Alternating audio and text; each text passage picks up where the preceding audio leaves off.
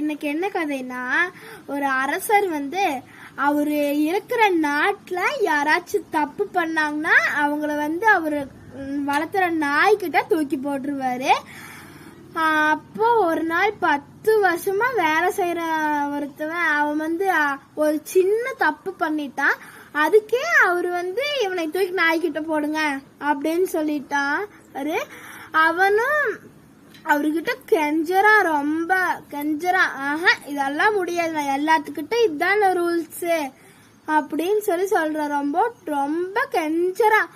அவரும் எனக்கு 10 நாள் டைம் கொடுங்க அப்படின்னு சொல்லி கேக்குறான். அவரும் சரின்ட்டு 10 நாள் டைம் கொடுத்துட்றாரு. அந்த 10 நாள் டயத்துல அந்த நாய் வளர்த்துறவர்கிட்ட போய் எனக்கு இந்த நாய் வளர்த்துறதுக்கு தர்றீங்களா அப்படின்னு சொல்லி கேக்குறான். அவரும் ஒண்ணுமே புரியாம சரின்ட்டாரு. அந்த 10 நாள் அந்த நாயை பாத்துக்கிறவன் அதான் அவனோட வேலை. அதை பண்ணிட்டு இருந்தான். அந்த நாய் குளிப்பாட்டி விடுறது, சாப்பாடு போடுறது எல்லாமே அவன் தான் பண்ணிட்டு இருந்தான்.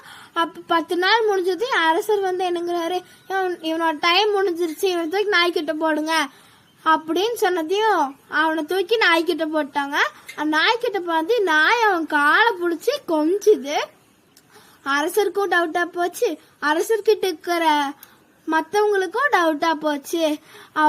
அவன் சொல்றான், நான் 10 வருஷமா உங்ககிட்ட வேலை செய்யறேன், ஆனா இந்த 10 நாள் தான் இந்த நாயை பார்த்துக்கிட்டேன். ஆனா இந்த நாய் பாத்தீங்களா என்னை எவ்வளோ பாசமா இருக்குது, ஆனா நீங்களும் கூட என்னை மன்னிச்சு விட மாட்டேறீங்க அப்படின்னு சொல்லி கேக்குறான். ஆமா இல்ல, நம்மளும் தப்பு பண்ணிட்டோமல்ல அப்படின்னு சொல்லி அவனையும் மன்னிச்சு விட்டுறாரு.